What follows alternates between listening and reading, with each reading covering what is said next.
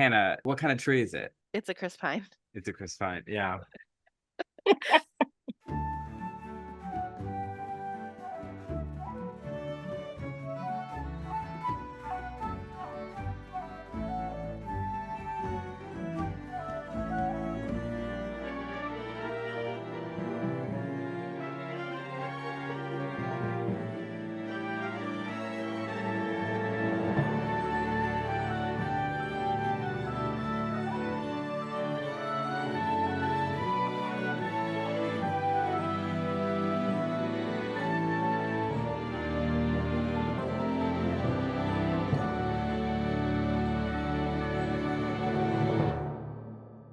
Hey, fantasy. Welcome back to Not My Fantasy, the show where we talk about fantasy films and the lore behind them. I'm Cullen. And I'm Hannah. And today we have a returning guest, one of our OG fans, my friend and colleague, and I guess multiple endeavors now, Maiko Greenleaf. Hello. Welcome back. Happy Yeah. to have you. She's Thanks for coming having to me. us from Lothlorien, where her elven relatives Yep. Mhm. are. Yeah. All my family. Yep. Yeah. They let me come out. We're back from summer break Mhm. and we're doing, well, because you clicked on it, Dungeons and Dragons Honor Among Thieves, the 2023 movie. Maiko and I worked on a D&D project together in what is now a year ago. Happy anniversary. Happy anniversary to Camp Oracle. Cabin and Taros. Maiko made a shirt because her character was sorted into a cabin and she made a shirt. Yes. Yeah. Oh my gosh. For our YouTube listeners, viewers. Viewers, yeah. Yeah. The videos hopefully will come someday. But we had so much fun working on that show, and Maiko was like my spiritual co-producer. Because I just like any questions or stuff, I'd be like, okay, do you think this makes sense? And then like at the table, you were very good at like coming up with fun twists and keeping the story going. So It was so much fun. I wish everyone could watch it. Mhm. yeah. And when it is available, we'll drop that link down in the description below.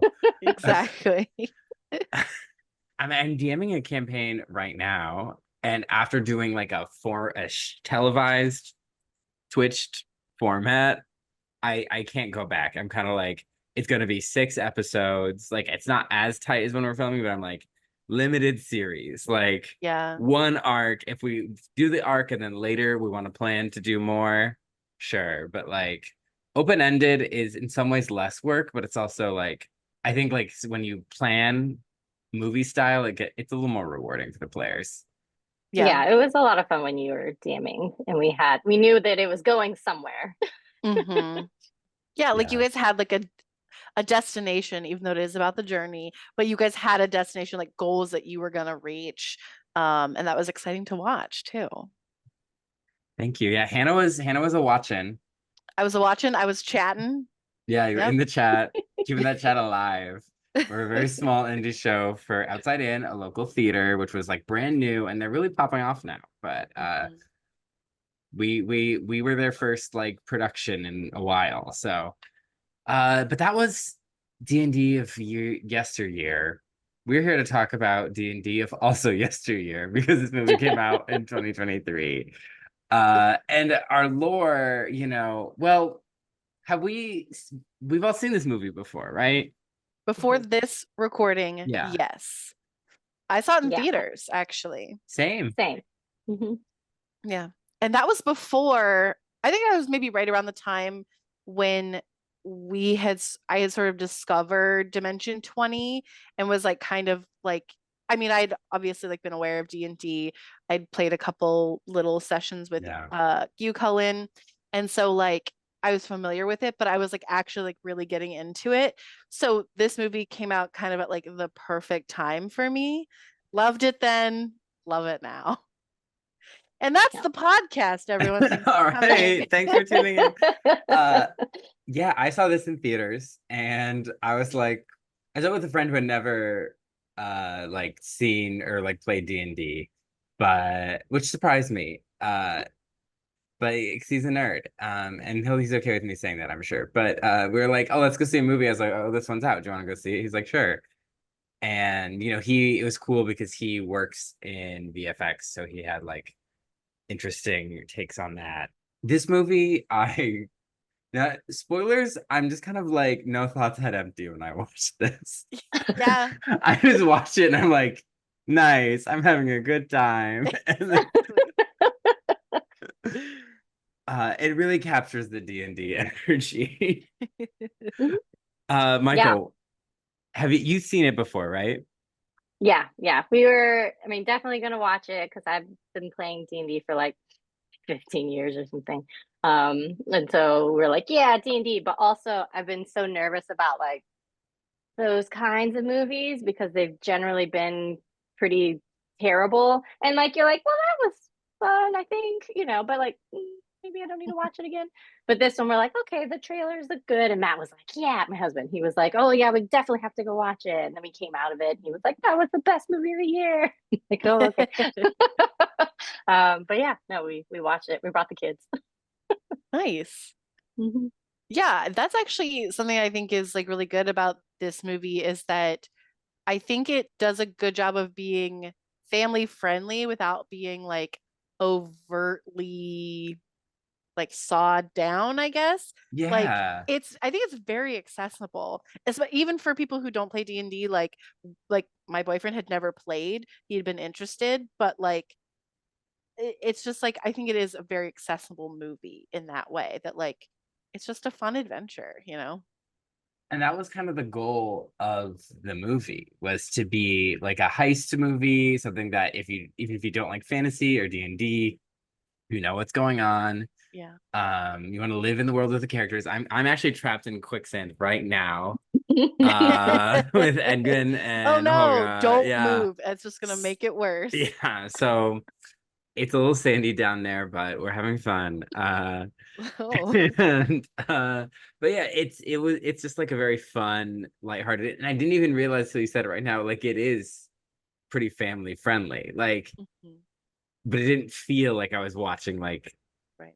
a family movie, Mhm. in a good No, way. it's got like a lot of good action, like good choreo.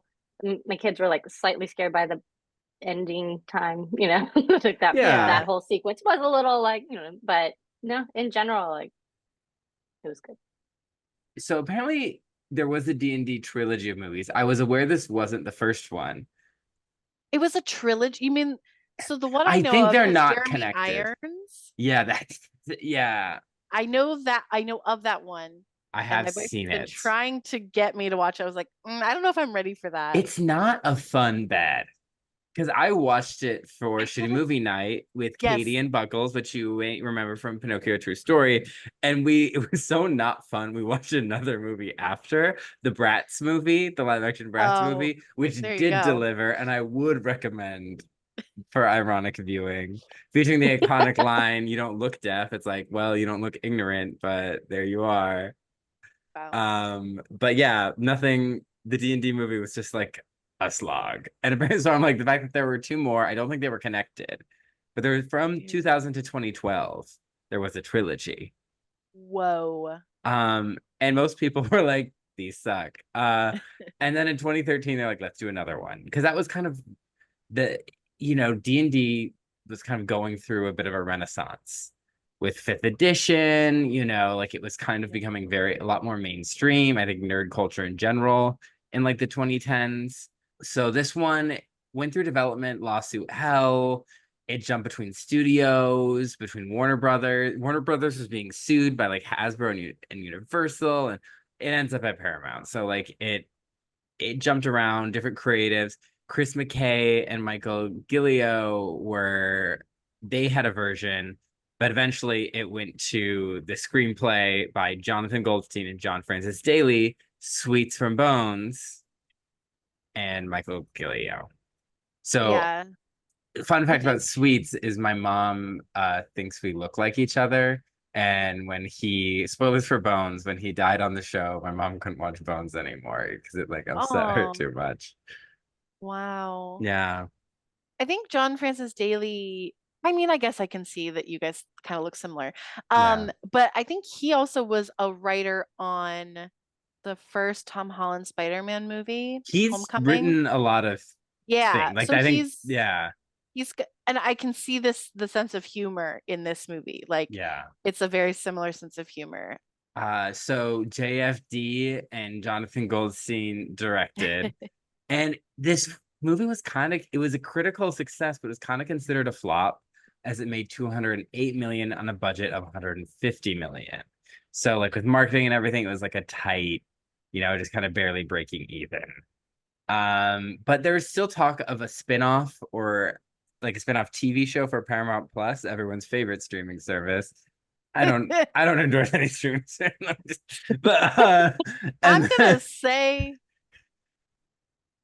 I can't even tell you a single thing that could be on Paramount Plus except for Drag Race. what about the iCarly reboot that also got canceled? Well, there you go. There you go. And the Star show Trek. about That's all I know. I think Oh, Star Star yep, Trek's on Trek, there, because right? CBS. Yep, there you go. the Pink Ladies show that was removed. Yeah. Didn't hear of it. Um, Missed that one. so there's also talk of a sequel, but they said it'd have to be lower budget. This movie was filmed in England and Northern Ireland and Iceland.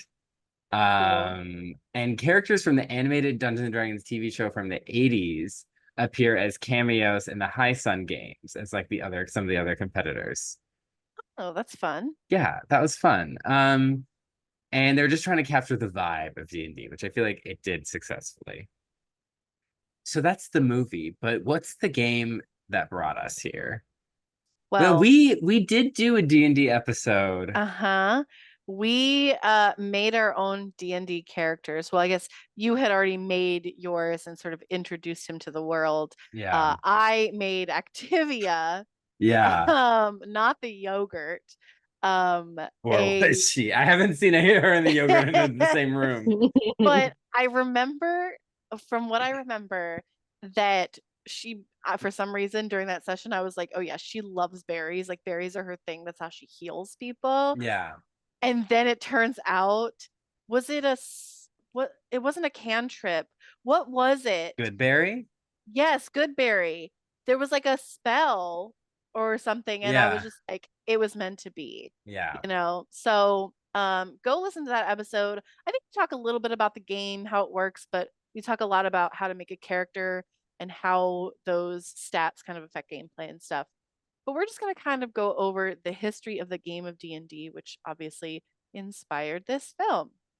So it's a fantasy tabletop role-playing game, a TTRPG, and this game of D&D is sort of known as the start of modern role-playing games, especially like wider popularity of these games.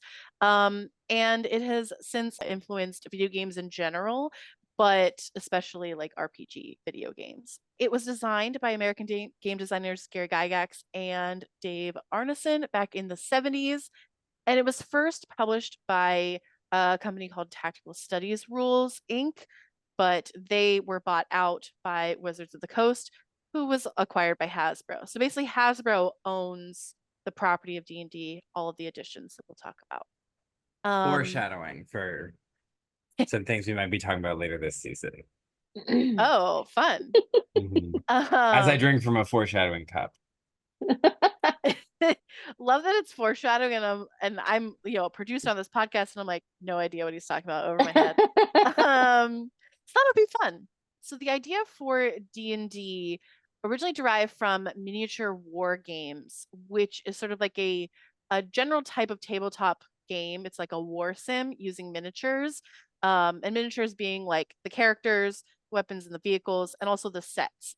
So if you know anything about current D&D, you'll see some of those elements where you have miniatures of player characters and NPCs, of settings, especially if you watch like Dimension 20. Yeah. I used to do like paint Lord of the Rings figurines for like a Lord of the Rings war game.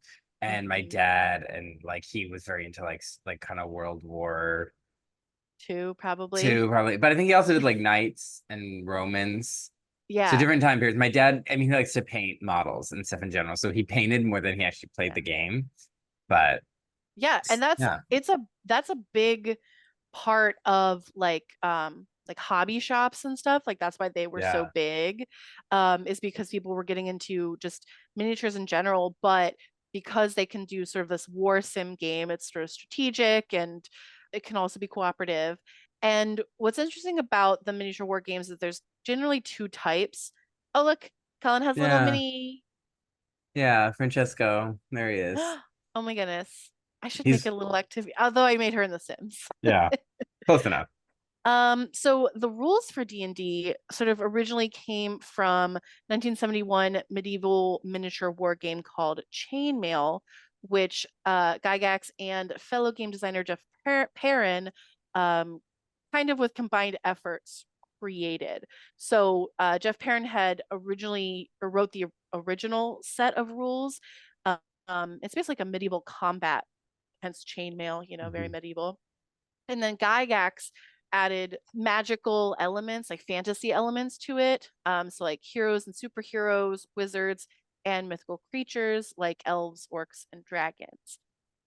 So this element of the chainmail game references the works of Tolkien, Robert E. Howard, who's the creator of Conan the Barbarian, and a lot of other fantasy and sci-fi writers, a lot of pulp fiction writers.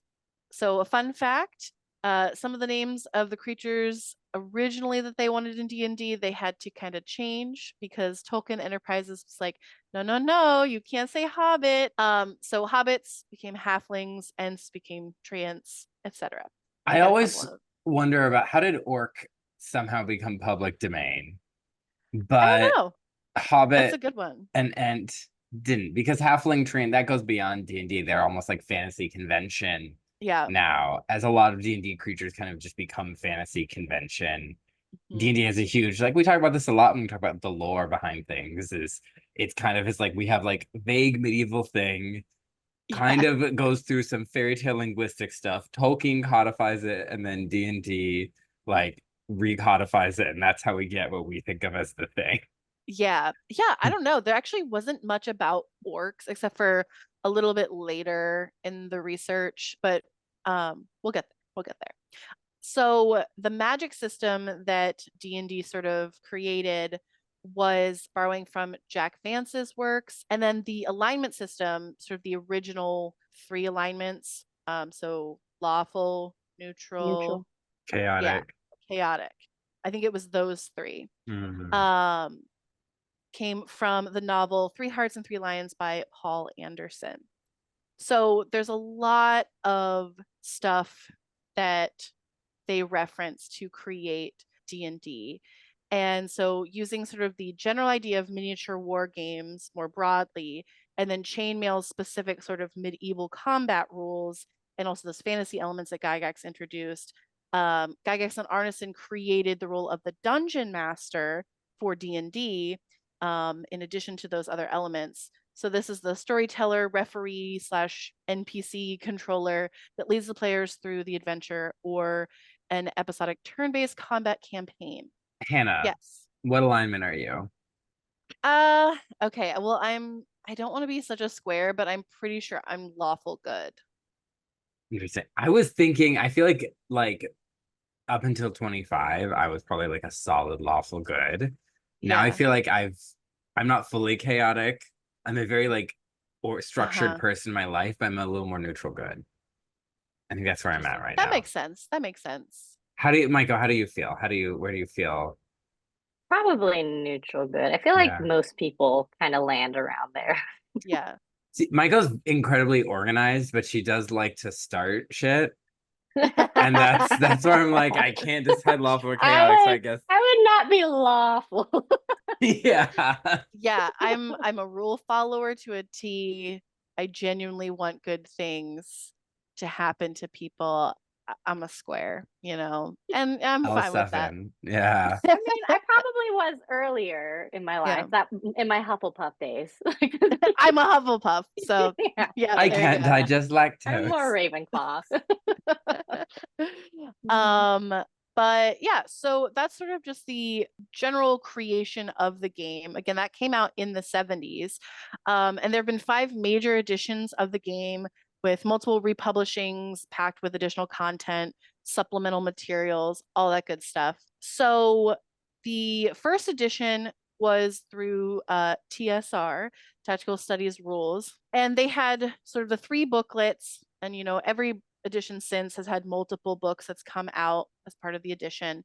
But it was just these 3 booklets that laid out the rules, introduced just 3 classes: fighting man, magic user, and cleric, just 4 races: human, dwarf, elf, and hobbit, but eventually changed to halfling, the 3 basic alignments, and then had the stories and adventures you could sort of start your play with. What's interesting about this first edition is that it actually assumes that players are familiar with how to play miniature war games. So the different combat styles, the types of actions you can take, combat movements, like how to measure that and stuff. So it didn't really over explain those kind of details. But eventually, through next editions after this first one, it would end up more accessible. But even though it sort of was very focused on miniature war games fans, it did appeal to people who weren't, who sort of learned how to play these games through D&D. There were 1,000 copies sold in the first year, 3,000 in the second, and then that just kind of kept growing. But it's kind of interesting how small those numbers kind of seem nowadays, but that's still quite a few Yeah, all for those this people very were born. specialized type of game. I know So that's like a dumb, but I think about that. Like each one of those people had to be born. That's so many births. that's true. That's very true. Um, and then, of course, the first edition did have multiple supplements that added new classes, and a lot of other rules that actually kind of stayed with the game. TSR did its second official edition of D&D, and they called it Advanced Dungeons and Dragons. Eventually, they would drop the advanced part. But there's 2 major editions of that, plus a revised version, multiple supplements also for that. But some updated rules included adding more classes. So Druid, Paladin, Bard, Ranger were all introduced at this time. The 9 alignment system that we know now was introduced around this time as well. And going back to the orc thing, so kind of in response to cultural shifts and satanic panic in the 80s and 90s when these were coming out, they kind of were responding to that, the game makers, and they removed references to demons and devils, changing their names to Tanari and Baestu or Bayadazu. They removed certain character classes and races that could be considered evil, like half orcs or assassins. This was just kind of make it more palatable. In doing so, they sort of flip-flopped, making it more emphasizing on teamwork and heroic role playing, quote unquote. So basically like trying to make it more morally good of a game instead of Yeah. something that's I think the article said like morally ambiguous. I mean, I remember, I was born in the 90s, right? But my parents were like Dungeons and Dragons was always kind of like, oh, that's bad. Like you shouldn't do anything like Dungeons and Dragons. Like basically any fantasy that wasn't Tolkien, they were kind of like, because it like was like, is that too Dungeons and Dragons? You know? Yeah. Yeah. Yeah. And then I It's played it in college and now I'm gay, so maybe they were right. we're not saying No. the D&D No, no, no, no, no, no, no. makes gay people, but My dad played it when he was younger. yeah. So Yeah, I don't think my mom or either of my parents were ever exposed to it. I don't think that Yeah. was like ever their thing, but I Yeah. could My dad see went to that art school, so I could definitely see that my mom would not have been allowed to play it because yeah. she grew up with a pretty religious Yeah. parents. But also something else that was sort of introduced in second edition materials. There was the introduction of the psionics, which came from a booklet on eldritch wizardry, quote unquote. So these are like very mental, mind focused magic users. So they would have abilities like telepathy, meta creativity, telekinesis, this kind of Like thing. Matilda, yeah. Exactly. Matilda is a D&D character. oh, Um, So then in the late 90s, Wizards of the Coast took over. So they acquired TSR. So they got the D&D properties, and they dropped that advance from the title to make it more marketable. And the basic edition, that first edition, the very first edition had been like retired during the early years of Advanced Dungeons and Dragons, because they were sort of building out the game more, and the basic kind of just didn't live up to people's expectations anymore. So basically editions 3 through 5 are based on Advanced Dungeons and Dragons. So in this era, throughout all 3, 4, and 5, a broader RPG system using the D20 system, so the 20-sided die, introduced the grid system for better tactical gameplay, easier use of miniatures, accountability, and also just kind of making it more an immersive experience as well. New class, sorcerer. They changed thief to rogue, and rogue I think had originally just been like a category of character class. So it was thief and assassin, I think, would be the rogues, if I remember correctly. And this is also the era where prestige classes was introduced. Lots of big changes. And so when we sort of had this new phase of the Wizards of the Coast version, game designers Monty Cook, Jonathan Tweet, and Skip Williams were sort of the first forerunners of quote unquote decluttering the whole system, kind of making it more accessible. And they actually kind of used elements of Eurogame style or German table game style to make the terminology and decisions of the game more easily understandable to anyone who could come across it. And that comes from some information from Evan Torner, who's an academic who did a retrospective on the history of D&D. So if you're interested in that, check it out. So now we're kind of coming up to the 2000s. Okay, Y2K has happened. We lived through it. Yeah. In 2004, 30 Years of Adventure. It's a book that basically chronicles the history of D&D from the perspective of Gygax and the other game designers who have created the game and evolved it over the years. It's basically like essay collection commemorating this anniversary, chronicles the history of the game, sort of behind the scenes again of the development. And the foreword is written by the world's biggest family man, Vin Diesel. He's apparently a huge D&D fan. So he wrote the foreword to that book. So if you want to see Vin Diesel's writing skills, check that out. And Vin Diesel, you can come on the pod and talk about D&D. Absolutely. Yeah, if they ever do that sequel or spin-off show and we decide to talk about it, Vin, you are more than welcome to come on. So now we kind of get to 2014 when the 5th edition came out. Which I remember because when I started college in 2012, there was the controversy of there's 4th edition, but we don't like it. We all play 3.5. And so my first character, a druid named Bryden, was made in 3.5. And then when I did a longer running campaign when I was an RA with some of my residents, we're using 5th edition. And that's when Franny or Francesco was born. So nice. No. Yeah. So what's interesting about the 5th edition is that there was actually public play testing.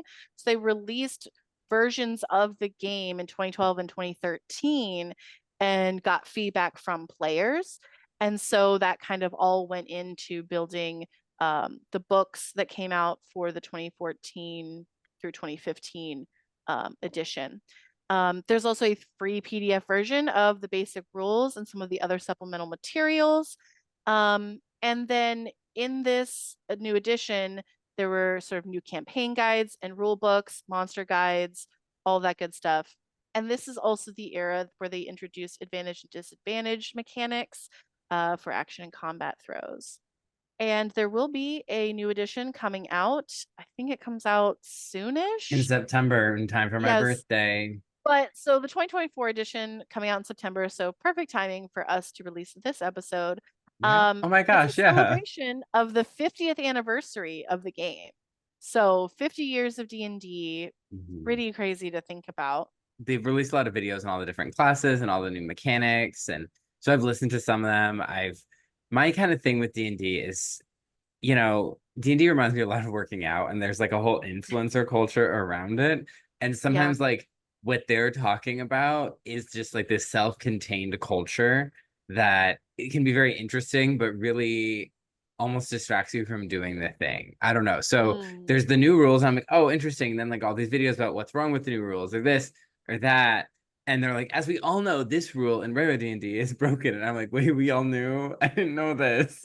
I missed the chain email. Like Yeah, I the just like, chainmail. yeah, Mm. Ah. I just play the game. I enjoy it. At first you lost me at it's like exercise, like working out, but then you describing Yeah, like there's a because ton of creators who are like, oh, like this is how I work out. And then there's another video that's like, you shouldn't ever work out like that. You should do yeah, this. And then like and it's it all gets you just trying. overthinking. Yeah, they all just Yeah. want you to watch their video, buy their supplements, read their tweet, watch their thing. It's like Yeah. like buy their manual for their new alternative rules. I Yeah. get that bag, but it's also like I just want to play a game. And Yep. if I will tweak it in the moment to make it fit Yeah. whatever we need, Exactly. and with exercising, you just got to exercise and maybe don't pump your body with chemicals, but we live in America, so our food does that for us anyway. I mean, that's pretty much it. That was the history of the game of D&D. Thank you for coming to my TED Talk. I got all of the information from Wikipedia and the Wizards of the Coast website. Thank you. Ooh, Wizards of the Coast website. Remember Or there the was D&D website. controversy about Hmm. like the gaming license, and I remember kind of Hmm. listening to that. And there's different Yeah. controversy with different VTTs, and there's one YouTuber who like posts a video every week, and YouTube always recommends it to me, and they're like, it's always like a thumbnail of them like stressed, and it's like it happened again. D&D is over. This thing's over. Then you watch the video and you're like, you are talking about nothing. I don't know what you're talking about. So Yeah. I stopped clicking. Smart. I can learn. I can adapt. But again, there's always some kind of controversy. Just Yeah. have fun, people. Like this movie. This movie went through Exactly. controversy to be made, but it's fun. It stars Chris Pine, a truly underrated Chris, as Edgin Darvis, a bard and former harper. Okay. Let me quickly say I was looking some stuff up about the movie and I saw briefly a Reddit post that said Edgin isn't even a bard, he's a rogue who happens to play instruments, and I was like, I don't have time to read this thread. Like but I wanted to throw that out there as an alternative thought. Thank you to that Reddit user, you know who you are. Okay. I guess Okay. because he doesn't I have don't know if I magic. agree. Because he's a I thief. He's just going around Yeah, stealing things. I Mm, guess. I I think mean, bards could do that too, but yeah. Yeah, it's, Bard's famously chaotic. there you go.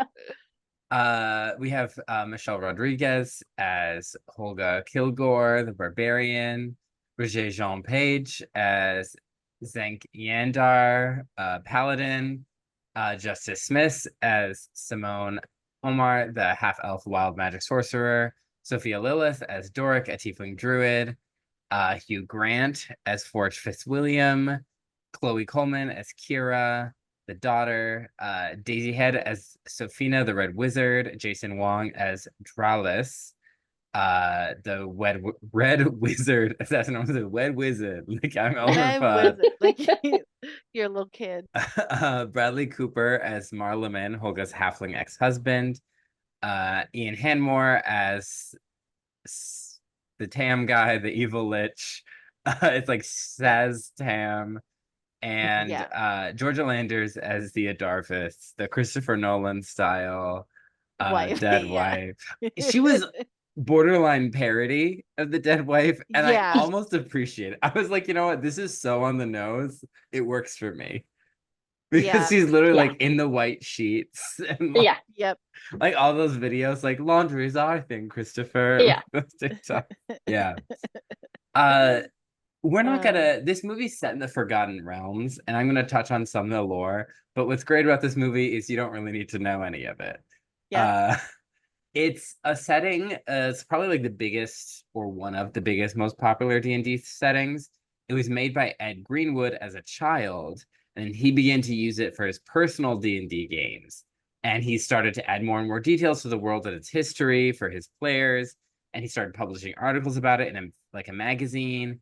And then D&D was looking for new campaign settings, so they got the rights to Forgotten Realms and worked with Ed because like this world is so vast and open-ended, so many like settings, so it's perfect. So it became an official setting in 1985, the same as Bruce Springsteen, Nirvana, way before Madonna.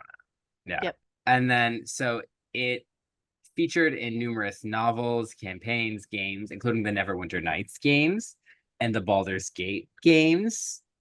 Baldur's Gate 3, where you can select your genitalia size.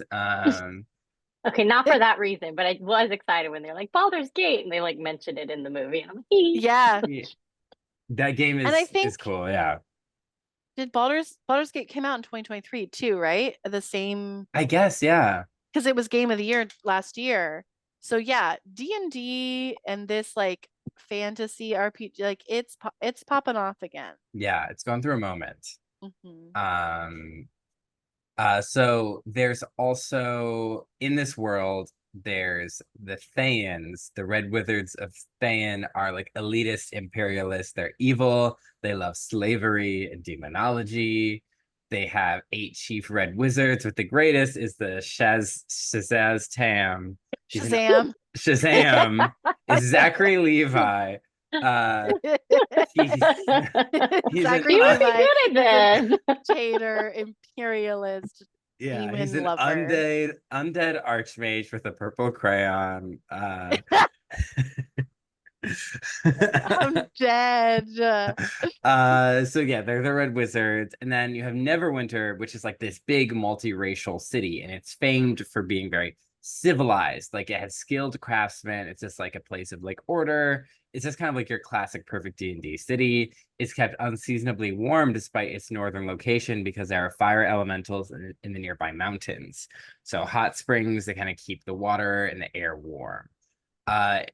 It's been in many video games, many campaign settings. So it's kind of like that. It has all these districts and like it's just specific enough that it works. Some others D&D specific beings we see are the owl bear, which is who growl.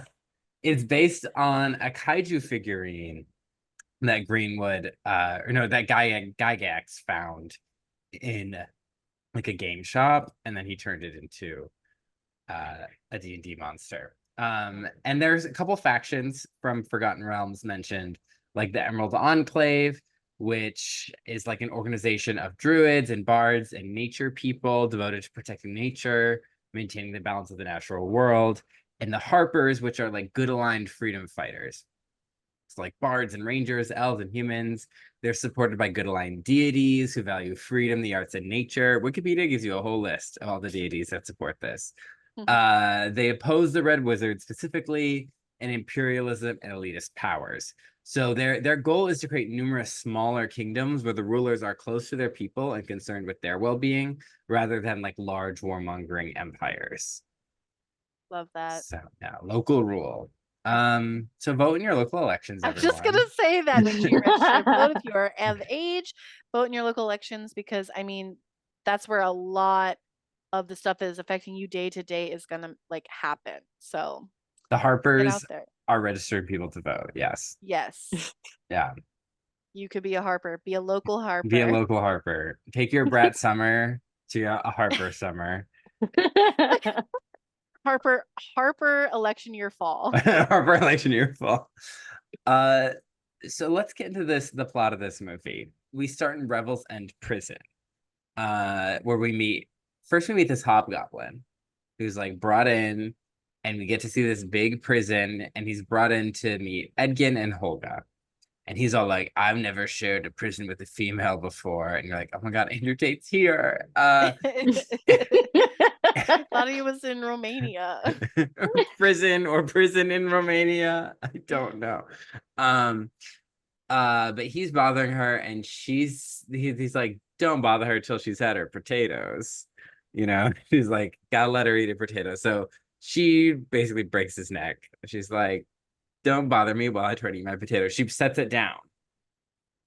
Yeah. The potatoes are important to her. Yeah. And so he's excited, Edgin's excited because upcoming is their like review day, like their parole day. Like, do they get to leave? Prisoner 24601. Yeah, they're cutting ice like they're at the beginning of Frozen. But he's like, we're gonna get out of here. Because But he was singing.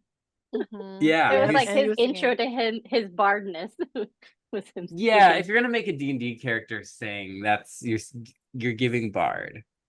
Yeah. You're communicating bard, yeah. But he's excited because Jonathan, who's an Aarakocra, which is like a bird person, is on the council of the Lord's Alliance. So he's like, they're gonna, we're gonna get out of here. And she's like, yeah, he's gonna be really sympathetic to my backstory. You know what's so funny is for the longest time, didn't know how this character's name was spelled. Thought his name was Jonathan. Jonathan. Jonathan. He's I was like, Jonathan. Mhm. It was like, why? It's sillier. It's definitely sillier. So I mean, I feel like in a couple of years, Jonathan will just be a name kids have. But then people have Yeah. to say it the way that lady kept saying it. Jonathan. Jonathan. Yeah. Yeah. Jonathan. Yeah. It is funny. Some of these characters give NPC. Like Mhm. they're being played by one person who's having to jump between each person in the scene Yeah. while the Brennan Lee players are doing Mulligan stuff. is there. Yeah. This is just Brennan Lee Mulligan in different ways. Mhm. Because I do find when I'm DMing a scene with multiple people, you're like, okay, do I just focus on like the one main person, or if someone else is there, I need to make sure they're like reacting so we don't forget that they're there. So then they're just like, Jonathan. Yeah. But we unlock. This is classic session 0. We unlock Edgin's backstory. He was a harper with a beautiful wife and a beautiful daughter. As the days go by, water flowing underground. So he takes his oath, and so he's fighting for truth and justice and the Forgotten Realms way. He's spying on mercenaries and stuff. But then one day, a red wizard from the Athaian seeks revenge, and while he's at market, his house gets attacked, his wife gets stabbed, and the blade of a red wizard, there's no fixing it. But she safely stowed away the baby. So now he's a single dad, and he's going to be working no jobs because he's a drunk. He was already struggling before his wife died. Now he's struggling harder. He's at rock bottom, and that's where he meets Holga, who takes pity on his daughter, and they become a little family.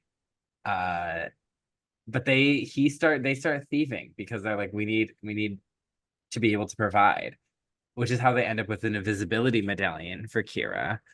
And they form a little family of thieves with Forge, Hugh Grant, and Simon, who's a befuddled, not very good sorcerer. And they're kind of like, they're not full Robin Hood, but they only steal from the people who won't miss it, and they don't hurt people. Yeah. That's Yeah, like their golden rule. We don't hurt people. No one gets hurt. yeah. Because they're supposed to be good, right? You're supposed to honor among thieves.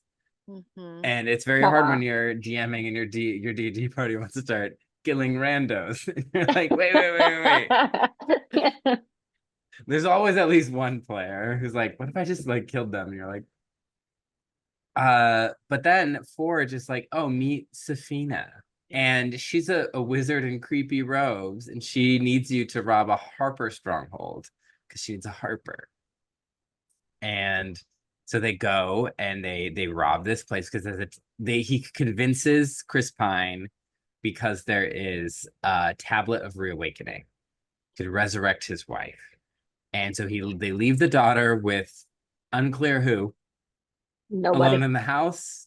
She's a turnkey kid. A latchkey. Yeah, she's latchkey. A Gen X. She's a Gen X child. Yeah. Yeah. And so they're robbing because Safina wants some creepy relic, And then, but it sets off a trap. They're being attacked, and Safina does like a time stop, and it absorbs them. And you know, Holga is trapped, and Edgin is like torn, and then he trips like I did on my run earlier this morning. Though I did not fall and crash into the rocks, but I Nice. stumbled around like a clown. Uh, and so they get all sucked in the time stop. But he's like, Forge, take care of Kira. He's like, I promised. Yeah, Forge gets away, and so Yeah. does Safina. And And he throws the tablet. Uh-huh. Yeah. So that's how they end up in this prison. And they're like, okay, we've made our decision. He's like, I just really think Jonathan needs to be here. And he shows up. He's like, wow, that storm was crazy. And instantly just starts hugging him, grabbing him. And they break through the window. They succeed on that strength saving throw, that opposed athletics check. Yeah. And he flies them out to a dale of snow, and they sneak off. And but it was sad. punchline is that they approved their parole. If they had just, let the decision happen, they wouldn't have had to, send Jonathan out the window with them. Crazy. Classic D&D party. Classic like not waiting, like doing the most insane thing in a given situation. Yeah. So one thing that I find palatable, I guess, is that this is a huge exposition dump and it's a flashback, right? Yeah. So we're getting a lot of context visually and voiceover, and normally that would be exhausting and annoying, but you do kind of get swept up in it, and then you're pulled back into realizing, oh, we're being told a story and there's a present moment. I think it's like a fun switch, because I got swept up in it, and then I was like, oh, that's right, he's telling this to people who are potentially gonna let him leave from prison. Yeah. So yeah, I think it's a great way to do an exposition dump in a way that makes sense, because it makes sense for the story. Well, and he also kept like, they interject with like do we think Jonathan's gonna be showing up? Yes. Wait for Jonathan. Hey, and that was great.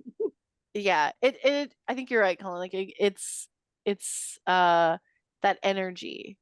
Yeah. And I think it's Chris Pine too. I think he's just very well cast. Absolutely. And so he's very palatable. Yeah, he's just very charming. So you're kind of swept away. And I think also this is specifically their story as regular people. It's not like, I mean, we love a Cate Blanchett, the world has changed moment, but it's not, but not it is that. overwhelming. Yes. For those of us who don't have, elf kin like Maiko. Exactly. Yeah. You're like, I'm absorbing a lot of elf culture all at once. Yeah. Also, I realized, I don't know if anybody actually, if we ever brought up my last name, you'll probably have no idea what we're talking about. It's my the last same. name is Greenleaf. Greenleaf. His last name is Legolas. Yes. So we're related. Yes. He's my cousin. Yes. The House of Thranduil, yeah. We will get to that fabulous elf queen, ? At some point.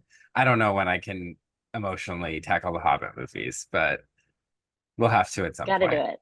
All right, so they've escaped. Edgin and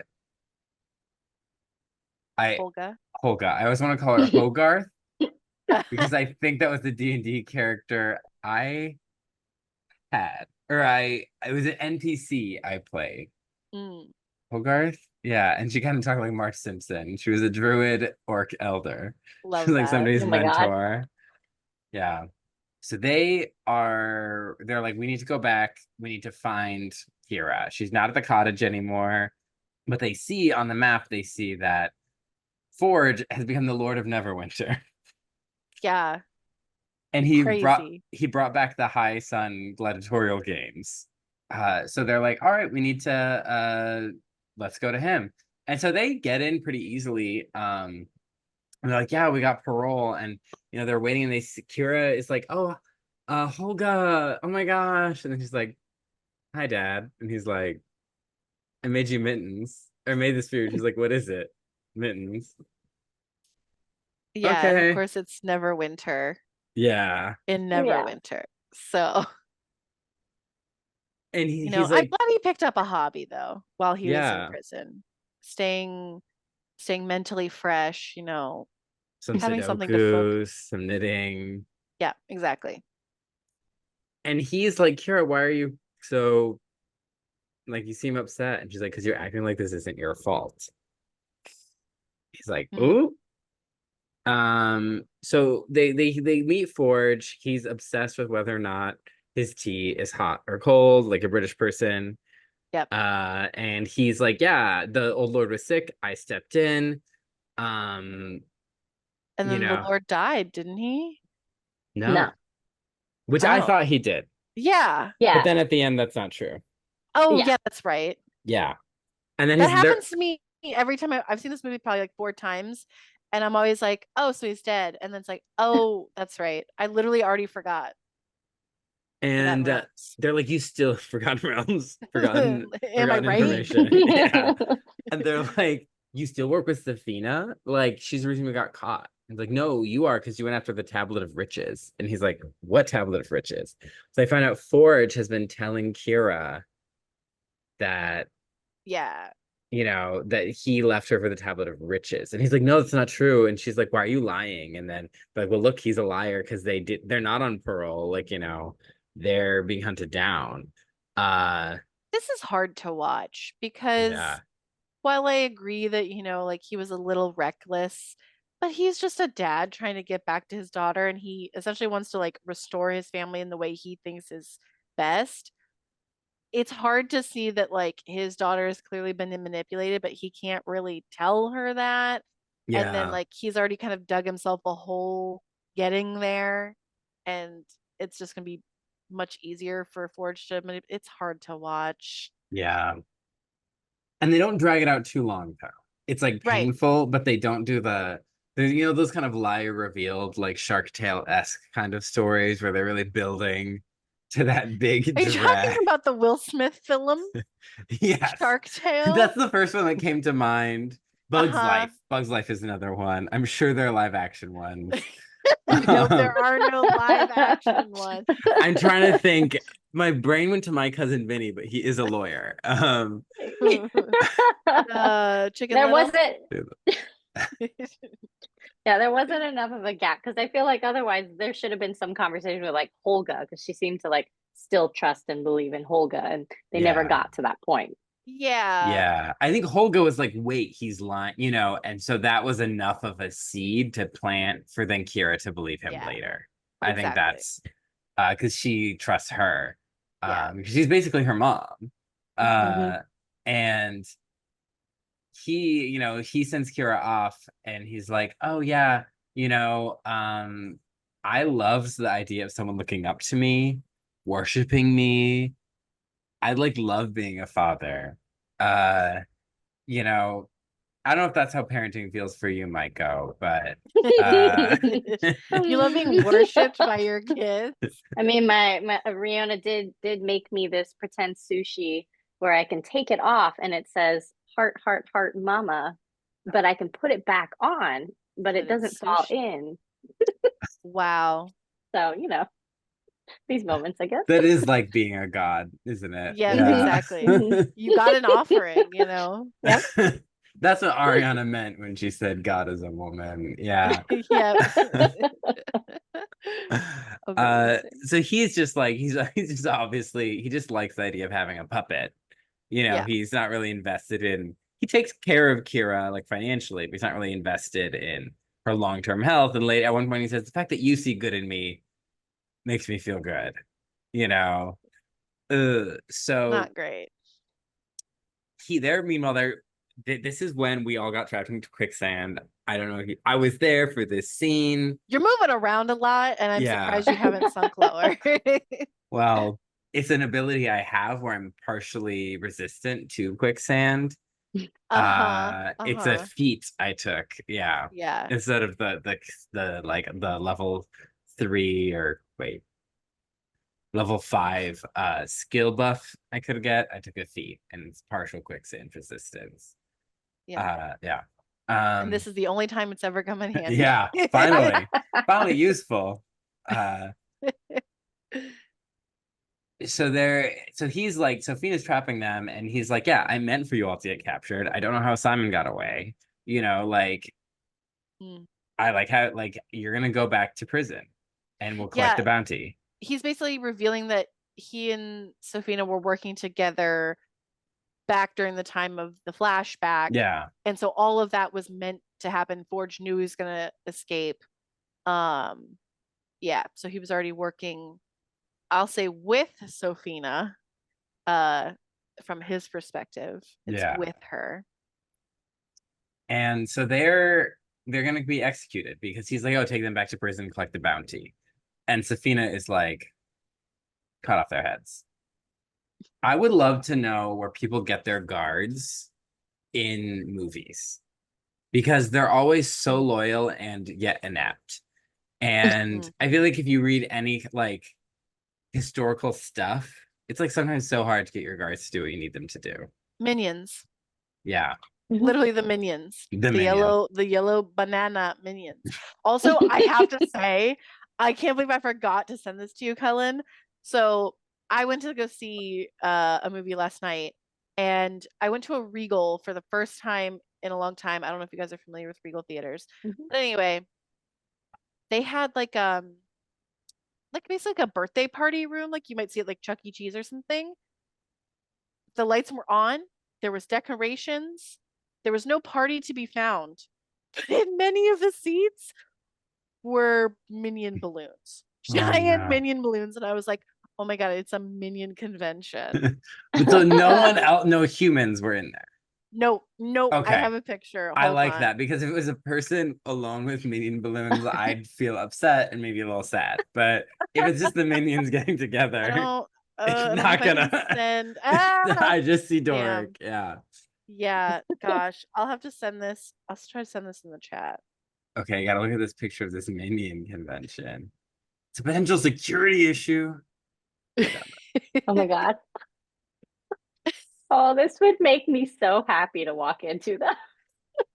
It honestly was kind of cute, but I was just like, that's so stunning to see. Yeah, especially with the wall. I'm like, what are they planning? And all their little. Yeah, that's confusing. We gotta post this. There's like cupcakes, but there was no party to be found. I think that's just what they put up when there's no party. But why are there cupcakes? Hopefully they're real cupcakes. I don't know. Look real. I can't really tell. Well, the minions, I guess, have drinks. Are they banana cupcakes? Maybe. Oh boy. Anyway. I don't trust the minions. I don't trust them either. Yeah. Your favorite overlords of the highway. Yeah, because there's the one that overlooks the freeway. I called it my Sauron and went on a rant how the minions would work for Hitler if they could, and they had to work around that plot point. And one of our coworkers literally was like, "This is my cue to leave," and walked out the door. And I was like, honestly, fair. So they're gonna be killed, but Holga, she is like, oh, like, where did you get that axe? Like, how do you clean it? Like, you should clean it more. And so she's buying time so she can pry out the brick and use it to block the axe. And give me a charisma check. Yeah, give me a charisma check. And that's why Henry VIII had Emblyn cut off with the sword. So she couldn't do that. That checks out. Yeah. I have no questions or comments or requests for references. Yeah. That's why they did the guillotine. Like, let's stop that. So they escape and they're like, we need to get Kira back. We need to get the tablet back and like topple Forge. I want to quickly say the fight scene. Yeah. Really awesome choreo. Like, it's so like, it's like a fast paced thing, but like it's easy to follow and it rocks. And Michelle Rodriguez just Round of Yeah. applause for her. She did so good. But then Yeah. he was so incompetent, just like spending forever trying to get people. I was like, you go, Bard. You go. He's rolling like twos on that. Yep. Rerolling. Like, I can't fight anybody. I love all the action sequences in this movie. I think Yeah. it's very rare for an action movie to be like well choreographed and rewatchable. Like there are a lot of Yes. action movies where I enjoy the first time, then the second time, I'm like, why is this so boring? Yeah. And you know, this has just really well choreographed, like fun sequences. They're fast paced, they're short, and it's an action heavy movie. And you're seeing the characters making decisions in real time. It doesn't kind of feel like over choreographed. Like it feels very much like D&D roles are happening, you know. They're coming with a And plan. she was funny. She was talking about the rust on the Yeah. blade. Yeah. She's like, and then she takes the axe because she Mhm. wants it. She's like, nice. Nice. Yeah. So they're like, we need someone with magic. We need Simon. And it's like, you know anyone else? It's like, nope, he's the one magic user we know. So they go to this town where he's doing a little show. And the magic is really bad. He's doing like fresh cut grass smell. Which, do people like that smell? I do. Okay. Wow, that was a judgmental look. I also like the smell of gasoline. So Simon is doing a whole show, but he's stealing magic or stealing jewelry from everyone. He has like a little ball collecting all the jewelry. But when he sees them, it drops, the jewelry clatters. And just like me, whenever I drop anything, is the loudest thing that's ever happened. And everyone's like, oh, get him, he's been robbing us. And so he just starts going crazy. He's getting wild magic surges, like gravity's going everywhere, things are flying about. And he escapes with Chris Pine and Michelle Rodriguez's help. And they're like, come, stay with us, work on this heist. What else do we have going on? We want to keep doing this show? Yeah, he would have to move the show to another town because these people already know. Jigs up, bro. What's interesting about Simon is he is from wizarding blood, but he's a sorcerer, which are different because like sorcerers are like they have inherent magic, while wizards like learn magic. So it's kind of the D&D difference. So they're like, hey, we need someone who can sneak in to check out the magic protections of the vault. He's like, oh, I know somebody. We used to like date kind of, or we used to court. Yeah, exactly. As the homeschoolers say. He takes them to where they see druids are being persecuted, the Emerald Enclave, the Wood Elves are being persecuted by Lord Forge, the Neverwinter people are cutting down the trees, they're being Ferngully antagonists. And that's what I thought of when I saw it. It's like Ferngully, they're so hexis coded, yeah. And they're like, "Oh, who's that?" And they're like, "Oh, that's somebody else. That's not Doric." And then Doric comes in as a huge ass owl bear, tears through the guards, who growl, turns back into her regular tiefling self, and they escape. So they're like, "That's what we want." So they go to like the elf city, the Keebler elf settlement. That's where they make all the cookies. Yes. Nothing tastes better than cookies baked in a tree. I mean, that kind of does sound nice. Yeah, that's a quote from the Veggie Tales Lord of the Rings episode. It's also because I had like a whiskey mixture in this foreshadowing mug. So I'm a little wow. All right, so they approach her. Simon's like, hey, do you remember me? She's like, no. No. He's like, ouch. It's like, hey, I courted you. You ended things because I made you too sad. Not because of anything I did. It's because of how I was. And that's my favorite line in the whole thing. It's so funny. Oh, and she's then like, oh yeah.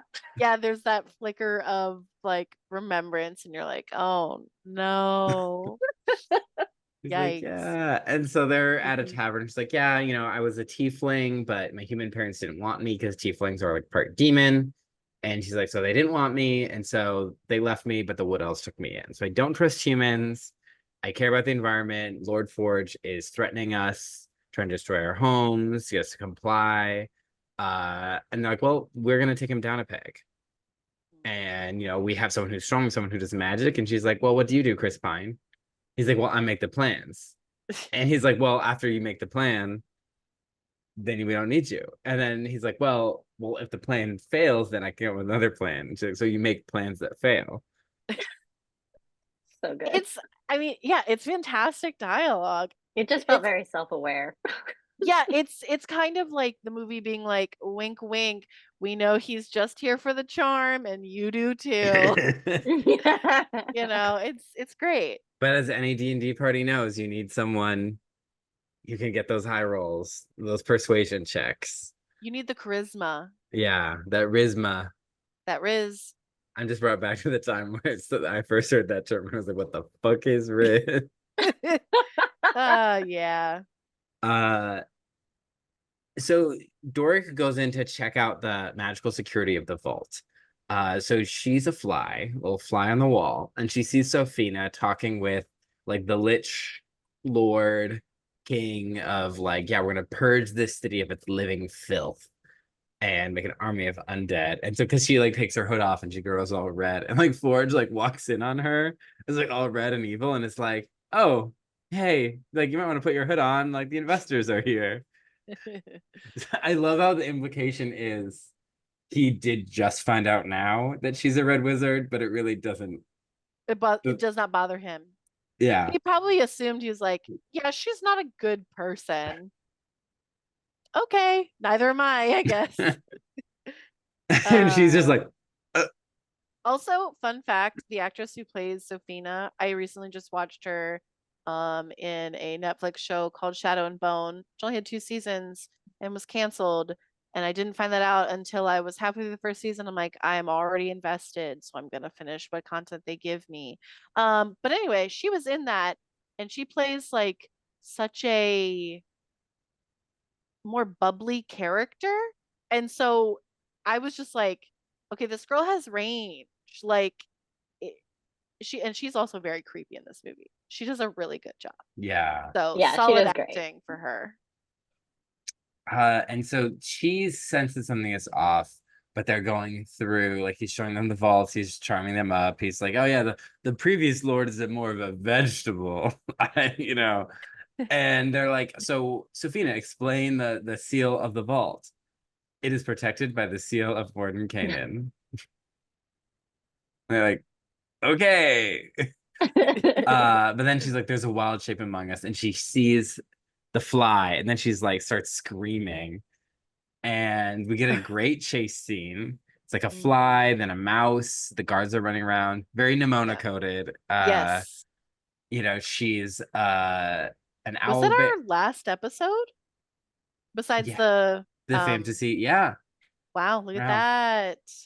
2 movies with a redhead escaping a castle by shape-shifting. Totally, that's our theme. That was our summer theme: redheads escaping castles by shape-shifting. I wish she could have been a whale. That would have been great. that would have been really funny. Yeah.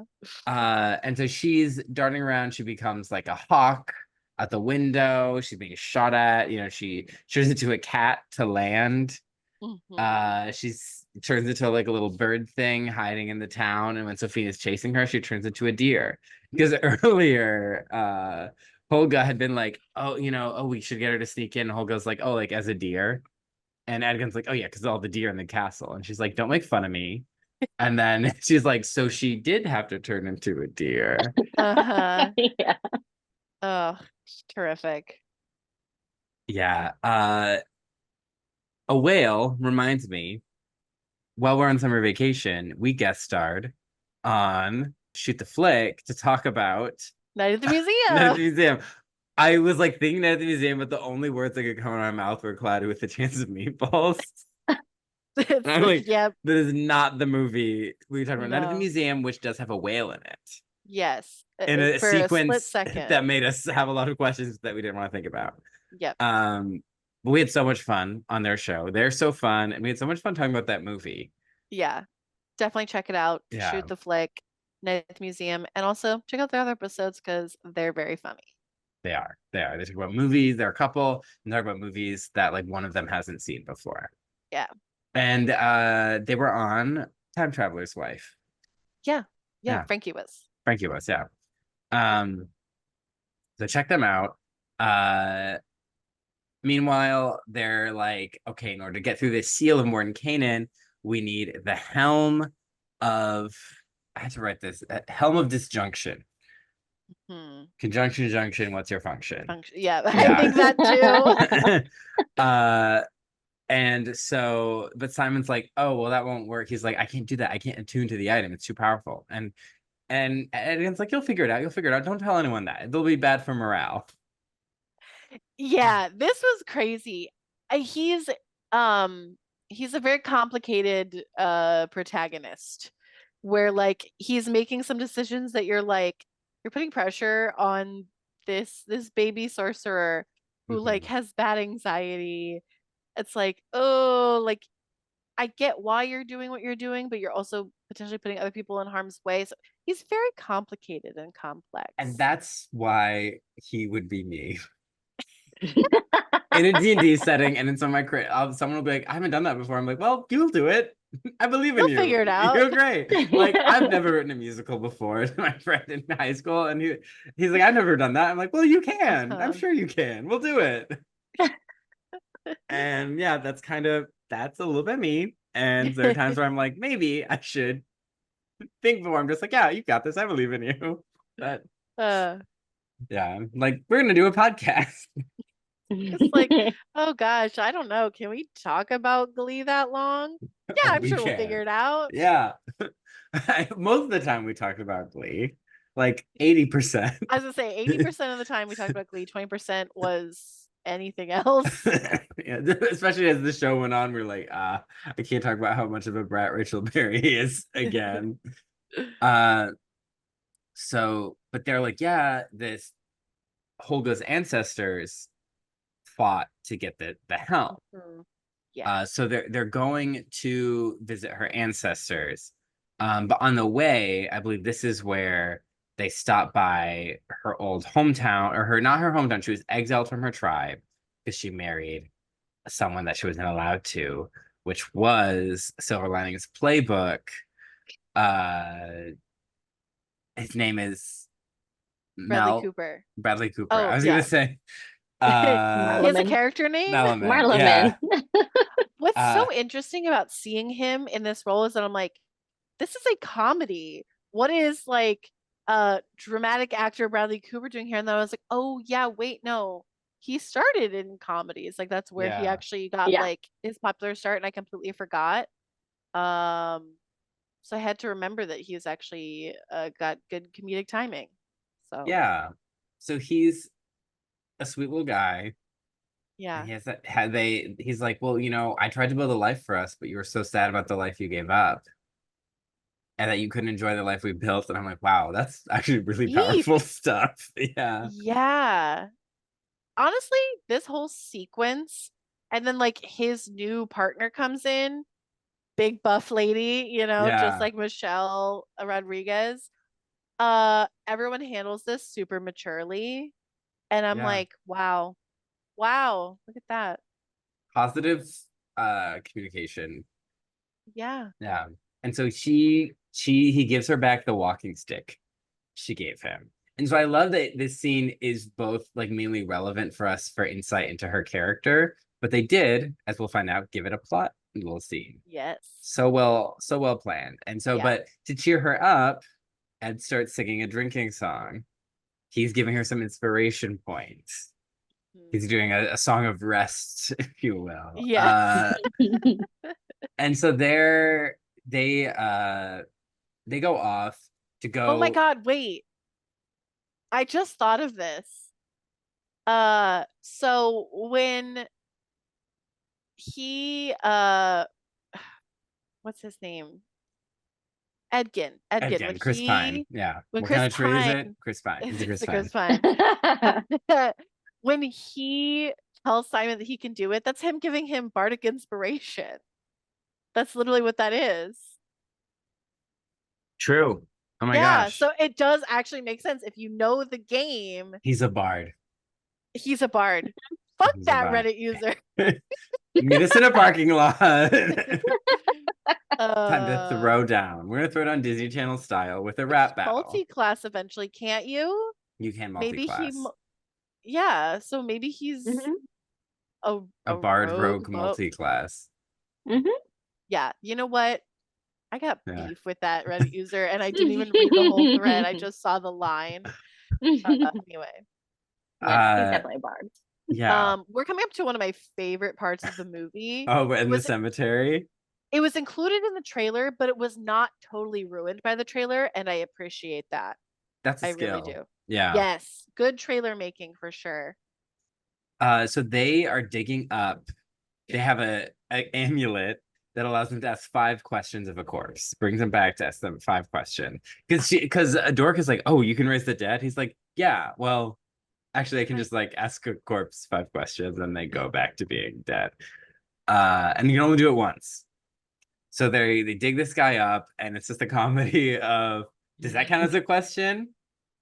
Okay, the next question is gonna be the real question. Okay, like why did you add okay at the You're end? wasting the questions. And it's so funny because the first one he gets through without ever getting any information, and then the corpse just goes dead again and lays back down, and he goes, "All right, give me the shovel." And they dig up like half this graveyard Because they get information where it's like, okay, I gave the helm to this person, and then I died. Yes, and then it kind of jumps from person to person, so they find these people. That's my brother. Yes, yeah. they did the wrong person. Oh, it's so good. And they get their answer, and then the guy's like, wait, I still have 2 more questions left. They completely leave him. Yeah. And it's like terrifying. That's terrifying. He's just like, could somebody ask me another question? Yeah. Spoiler alert, I think, isn't it like a post-credit scene where that guy is still alive, quote unquote? Yeah. He's still undead. And I'm like, terrifying. Poor guy. So sad. So they go off to, because he says the helm was taken by a Thayan. And a Thayan. And he's like, they're like, oh, because Chris Pine, he hates them because they killed his wife. And they're like, but like, oh no, we've heard of this guy. He's good. He has the mark, but he's a good guy. He helps people. He's like a paladin. And so they're like, okay. So they see him saving like a cat child that was eaten by a big fish. Like the mom lady is in like, it's like a cat humanoid, and so like the mom's like in tears. I'm trying to remember what the name of that race is called. And everyone's trying to like get them out of the fish, and then he comes in and he's just like super gentle, and he does it, and like it's like a little baby just like, and it's cute because it's like they're using like, that wasn't just all CG. Like a lot of those were like physical prosthetics. Yeah, and I really liked it, and it's just like, it makes you instantly like him. Like, not only does he save babies, he's saving like cat babies. He saved the cat. That's his save the cat moment. But you know, Chris Pine is like, oh, and like Simon is like, I've pulled cats out of fish. And haven't we all? And so Holga, not Hogarth, is like, we want the helm. He's like, a lot of people died to protect that helm. I won't just give it to anybody. Why do you need it? She's like, we need it to rob somebody. Yeah, she keeps delivering these lines that are very, you know what, she tells it like it is. Yeah, no sense of humor. She's like, we need it to, you know, like to rob the Lord of Neverwinter. He's a bad guy, you know, he's working with a red wizard. And he's like, oh, okay. And he takes him down to his little lair, and he's like, oh, you're a former harper, right? And he's like, oh, like may have forsaken your Harper's oath, but the oath hasn't forsaken you. And he's like, just because that sentence is symmetrical doesn't mean it makes any sense. He's got a Uh, point though. he does. And so he's just cannot stand this guy. He doesn't get irony. They call him a son of a bitch, and like, oh, so you blame his mother for his evil way. uh, Uh, and so he explains that when he was a child, like the Red Wizard, like the Lich guy took control of all the other wizards with this spell, and it went over the whole kingdom, and it made everyone undead and mindless. in that scene, like we see a flashback of it. It's intense. Like His parents become zombies that attack him. yeah, like there's like this mist, and it like entraps everyone. He gets out of the mist. Like I think he gets marked by it, right? And then he's like waiting for his parents, and they're like they attack him. Yeah, it's scary. really sad. Yeah. So now he's just a long-lived guy who does good. And so he's like, okay, if we were trying to, like, she's probably trying to do that spell. They're like, yeah, they're gathering everyone at the games, at the High Sun Games. At the Olympics. At the Olympics, at the Paris Olympics. She has that tube, like, horn thingy that they went to the place to get. And that's what they need for the ritual, because he has like a pop-up book of the ritual. And they're like, all right, well, we need the helm. So he takes them. Meanwhile, Sophina is like, she's got some Red Wizard assassins that she's sending after them. But they're in the woods going to the Underdark, which is like the underworld, but like more like not afterlife underworld, just like under the ground, lots of monsters. And they're like, that's where the helm is. And Zenk is telling Ed that, well, why would you bring your wife back? Like, there's so many lives and afterlives. Why would you rip her from her new one and take her to her old one? It's a good point. She's been dead a long time. Well, and you kept seeing in the movie the little dragonfly that was flying around, and he keeps like staring at it. And he's like, can anyone else ride next to this guy? How am I stuck talking to him? And they go to the Underdark, and they're these like brain things that will eat your brain if you have high intelligence, and they all get ignored, and they're like, okay, that's insulting. That was hurtful. But they're gonna get, they have to, like, Zenk is like, okay, we have this whole like trap system of like step here. It's like Indiana Jones. Is that The Last Crusade, where there's like hopping on the different, but like by times 1,000 as he's describing it, and then Simon just accidentally missteps and the whole thing comes crumbling down. He's like, oh yeah, sorry. But he's like, oh, look at that staff that you have. That's a hither thither staff, which is my favorite thing to exist. And you can just like make a portal and hop to the other side. Super easy. Yeah. So they do the little thing, they get the helm, but then those undead, the Red Wizard warriors, are attacking them, and Zank kills them all, but they're undead, they're going after them, and as they're chasing, they're like running away, and then a big fat dragon comes out. Yeah. And he's relentless, he's trying to eat everybody.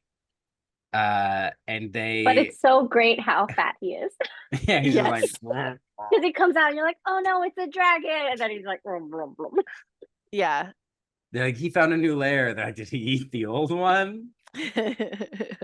And so another great action sequence as they kind of jump around. We got bridges falling. They're using the hither thither to jump about. And Zenk almost like doesn't sacrifice himself, but bravely rescues Ed. It's like, okay, and they escape to get to a beach, and he's like, this is your quest, and I'm gonna go do other quests. And he just turns and he walks straight down, just dramatic. And I'm like, you know what? This character's awesome. Yeah. And they're like, is he gonna, oh look, there's some rocks, what's he gonna do? And he just goes straight over them. Yeah, the meta nature of some of these moments is just like perfect little It doesn't lean too hard into it. and it's not taking itself too seriously, but it is paying homage to everything. Yeah. I think like poking at the fact that like this thing that we're watching, it's kind of silly. This thing that this character just did, it's kind of silly. It's like those little moments are Yeah. great. Because it's silly, but it does matter. Like there are things that are happening that are silly, but the main stuff still matters to those characters. Yeah. And I think that's like it hits that balance. Yeah. Because right after that, Simon is trying to attune to the object and he keeps failing. He's running to his ancestor wizard, who's like, "You're an idiot. You don't know any good magic." And he's like, "Yeah, I believe I can." He's like, "Is that a question? Are you asking me?" And he just bops him out and he goes flying. But to the other people, it looks like he's just putting the helmet on and it's flying off. And he's Yeah. like, "We got 6 hours. You can do it." So he takes a nap and he goes back to his white sheets memory of him and his wife hiding from a dragonfly. And it's like, "Oh, you want to be a harbor but you can't catch a dragonfly?" And he's trying to catch it. And she's like, "You just have to open the window and let it free." And he wakes up because Simon is like, "I can't do it. I can't attune. I told you this would happen." And everyone else is like, "Wait, what?" But He's like, "Well, we got a new there goes plan." morale. Yeah, there goes morale. They're like, "Well, this was a new plan. We spent." She's like, "We dug up all my ancestors." He's like, "I True. thought he could do it." I gave him bardic inspiration. I think he just forgot to use it on those rolls. And she's like, "Oh, dorks, like humans are such liars." And he's like, "You know what? I am a loser. Like I lost everything that mattered to me and it was all my fault. And I'm just trying to save my daughter." And they're all just kind of like, "Yeah, okay." He's like, "I'm gonna think of a new plan if anyone wants to sit with me." And pretty quickly, Holga sits next to him because she's ride or die. Yeah. Like he's probably done way shadier stuff than lie about this small thing. So it's like this Yeah. would not be what broke her. And it's very much like it's not as much about him as it is like Kira. Like she's like, Yeah. okay, I'm here for our daughter, essentially. Yeah. And everyone's kind of, Dork sits with them, and Simon's like, "Well, I would sit with you, but there's not enough space on the rock." So, but they come up with a plan. They're like, "Well, how do we get into the vaults?" And well, they won't be guarding the stuff going in. They'll be thinking of someone trying to sneak in, but not sneak out. So they put the hither thither in a painting, and then they attach the painting like below the carriage, and they sneak in and they try and get it in, and they almost like trip, and like Simon is like hanging underneath, and it looks like Holga's trying to like fuck him from the trees as the guards go by. She's just like, "Hey." They're all so confused. But Dork gets in and she seals it up and she like seals back up the painting. So now they have their in. But then when the painting is brought in, it falls to the ground. So it's blocking the portal. So they're pushing, it's like it's the floor, it's not moving. And so they're gonna try and chip away because it's like, well, okay, let's go back to what's plan C. And he's like, "Well, maybe I can attune." And it's like, "Okay, wasn't that plan A again?" He's like, "No, plan A is tainted.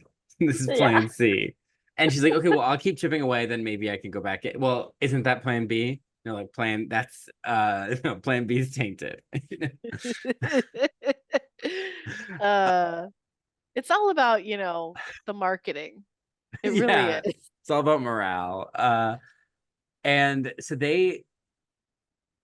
they're trying to sneak in to the castle like the old-fashioned way. So Dork is trying to like break in, and meanwhile, one of the people from the panel is there, and so she's gonna send guards. But Ed and Simon and Holga, they're gonna sneak into the castle, and he is what you think is him is playing a song, distracting them, but it turns out he's just an illusion, and he's distorting when Simon is stuck in the cobblestone. And so now they're running through the castle. Simon and Holga are going for the vault, and Ed is going to get his daughter. Holga's like, "I got these guys," and Simon's like, "You don't need to say that." So, I mean, I know, but like you didn't say that so clearly.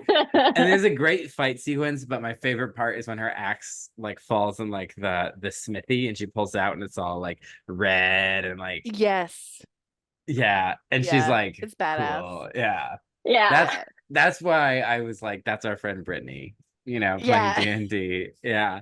Uh, and Simon is finally able to attune. He has no time. Guards are after him. And he's like, the wizard is like shaming him. And he's like, you know what? Shut up. You're dead. It's my time. Like, I'm tired of hearing from you. And then the wizard's him. He's Well, he attuned. punches him first. Yeah. Yeah. He punches him, then He's it's like, him. oh, sorry. And so they get into the vault, but nothing's there. And Doric is able to get through the painting, and there's all the treasure, but it's underneath the castle, being taken out on a boat. Not in the vault like they told the infestors where it would be. And Ed sees his daughter, starts apologizing to her. Like, I'm sorry, I was going after my wife, not your mom. Like, I was trying to do this, and I'm sorry, I could have been better, and I did leave you. I should have focused on that. I had you, and that's what mattered. And blah, blah, blah. And then she just starts laughing maniacally. She's Safina, and he's wrapped up. Twist upon twist. Twist upon twist. Yeah. Yes. They're in tentacles. And Forge is like, I don't want to see you die, so I'm going to leave the room. And he's like, well, yeah, you think he's going to spare him? He's like, so I'm just going to leave. Yeah. This is Hugh Grant's best role. He's Honestly, so good. I'm not arguing with that. And he's like, wait, let us compete in the High Sun Games. And Safina's like, yes, like they're really strong. They're really smart. Yeah, like, ooh, yeah, she definitely wants them in her undead army. So they're gonna compete in the games because they've all been captured, knocked out. They're gonna compete in the games. It's like a maze with a displacer beast. And Lord Forge has offered the crowd a gift at the end. But Safina's creepily watching the gamblers, chanting, and like, I don't know what her deal is. But Forge is getting his stuff ready. Doing the spell or whatever. Yeah. And they're just like, that's weird. What? Yeah. What kind of casinos do you guys go to? Damn. And Circus in Vegas. Didn't they blow that up? No, that's still there. I think they closed it, right? It's there. It's Rafa's favorite. Oh, it was the Mirage they closed. That's right. Yeah. Right as you said Mirage, like Maiko's image flickered for a second. I was like, we've been talking to an illusion of Maiko this whole time. So there's a maze with a displacer beast, which can like project itself. But there's also a mimic, which is like a treasure chest that's actually like a monster trying to eat you. And I was really happy to see that one. They really included some of like the classic weird D&D monsters, like a gelatinous cube. Yes. Like absorbs people. Dork almost gets stuck in one. And so, they're great teamwork as they go through this maze. They have anti-magic bracelets on the magic users.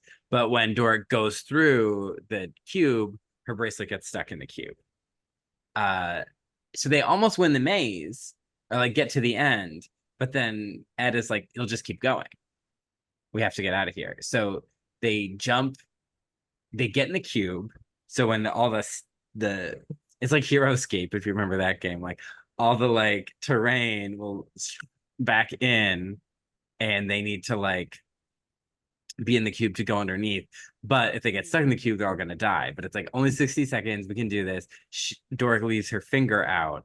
And so she becomes a snake when they go underneath so she can get out, become tiefling again, pull everybody out. Just such great choreographed action scenes. Yeah. It was also fun seeing all the other because there were different parties in the arena. Yeah. And they're all trying to get to but they were all very classic like D&D characters. Yeah. Like a dwarf warrior and yeah. I also I forgot to mention they were using sending stones as like walkie-talkies. Yes. Yeah. That was fun. Really leaning into the heist aspect in the best possible way. So they like get underneath, and so they get to the boat, and so they get in the ship, and they're gonna stop Forge. She's leaving with Kira. It's like, oh, we just have to go somewhere. Everything is perfectly safe. She's like, what? And then because Safina, he's like, oh, so I'm all packed up. I'm ready to go. it's been great working with you. Sophia's like, get out of my city. Yeah. She hates him. But at the boat, they tell Kira the truth. They're like, this is a tablet of reawakening. We wanted to get your mom back. Like you've been lied to, Bug, because that's what Holger calls her, you know, like we came back for you. Like we didn't leave. And Forge is like, get off my boat or I'll kill her. He pulls a knife to her. And he's trying to still be like, oh, like a dad, where he's like, see, this is a lesson. Like he knows they're all leaving because they know I'll do whatever. I'll even hurt people. But Holga, plan and payoff I'm here for. She throws the potato Mm-hmm.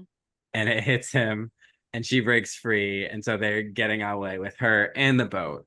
And he's like, oh, sorry to do this. He's gonna crossbow them. Yeah, the boat full of the riches, Yeah. right? Yeah. Mm-hmm. He's like, oh, sorry to do this. He's gonna crossbow shoot them, but he gets hit by a tsunami from the Katy Perry song from the Witness album. Simon casts a spell, and so they're getting away, but they see these big, scary clouds and red ooze over the sky, and they're like, I guess we have to save the city.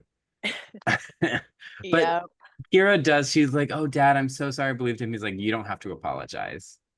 You know, like I left you, I was focused. I did this whole apology, but like I was wrong. I was focused on like what I thought our family was, and I ignored the family that I had. Yeah. But now they got, yeah, it's beautiful. Tear, they got to save the city. And she has that invisibility necklace still. So they're like, you go invisible.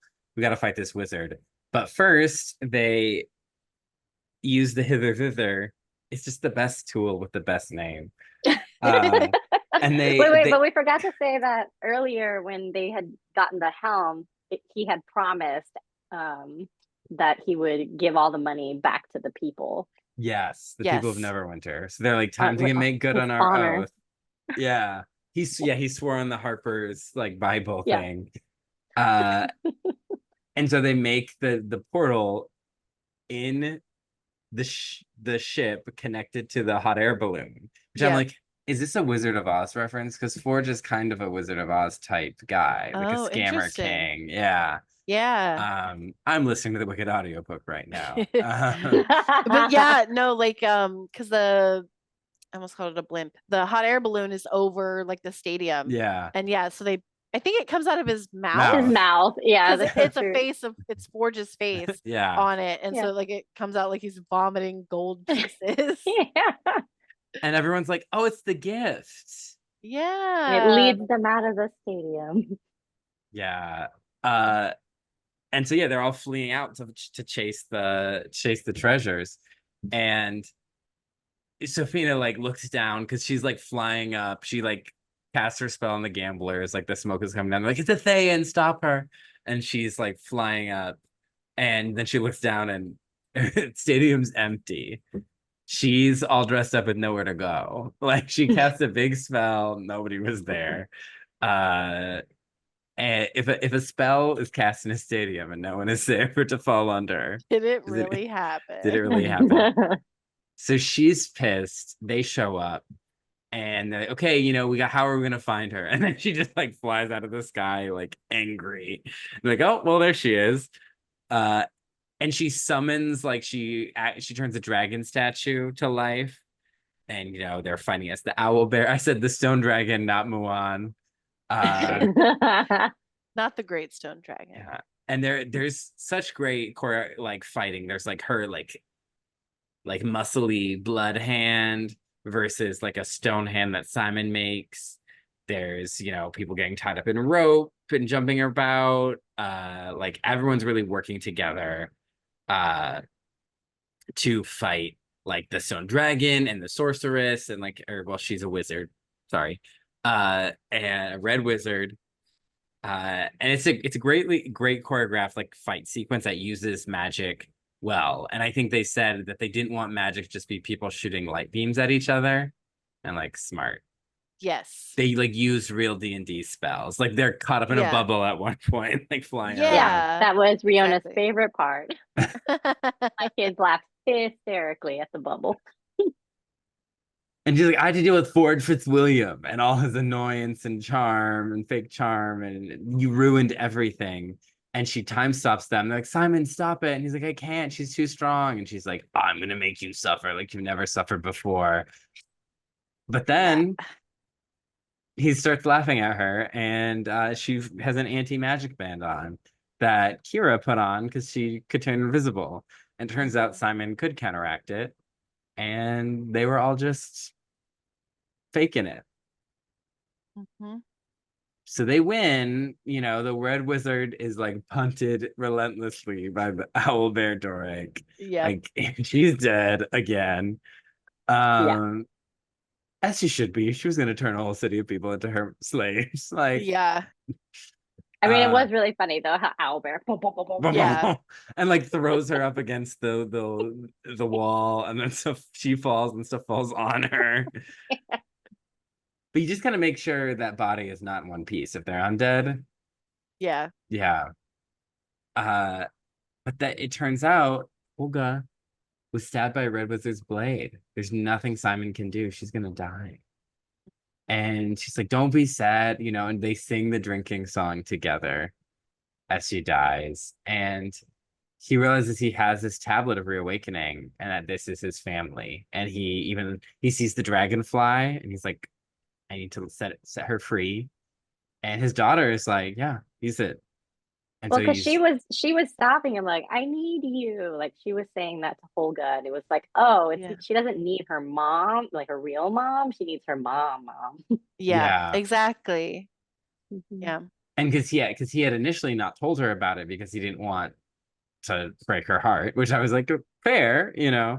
Yeah. But he's like, you know what? Yeah, this is what's needed. And so he casts a spell, and Holga is back, and she's like, "Oh, you didn't waste it on me." And they're just like, because it's like it's not a waste to them. Yeah. It's their family. So everyone is, reunited. Lord Neverwinter wakes up without Safina's magic, and this is all being narrated by Forge trying to get his prison Appeal. sentence appeal. Yeah. Just like they did, just like Holden, well, I guess Edgin led it Edgin did. at the start of the movie. So great little bookends Yeah. there. So he wakes up. They're hailed as heroes. Maybe Holga has a new crush. Uh, Yeah. and the Emerald Enclave is now protected. And so everyone's happy. Simon and Doric, they might date. Yeah. She'll give him And a second chance. is this when also like we see Forge tries to make an escape like they did, Yeah, but was it the window, right? that was blocked up. Yep. It was Yeah. they completely got rid of the window. Uh, yeah. Yeah. Jonathan. Jonathan. Jonathan. Because Ford was also captured initially by the Paladin. Yeah. Yeah. And yeah, so Holga maybe has a new little guy, a new short king. Simon and Doric maybe are a thing, and they're just all kind of a family now. They're like, oh, go back to the Harpers, and Chris Pine's like, oh, this is my family here. Yeah. It also seems like really dangerous work. Yeah. So Yeah. yeah. So that's the end of the movie. That's they're a team. Do we root for the protagonists? Hell yeah. I mean, it's a great little adventuring party.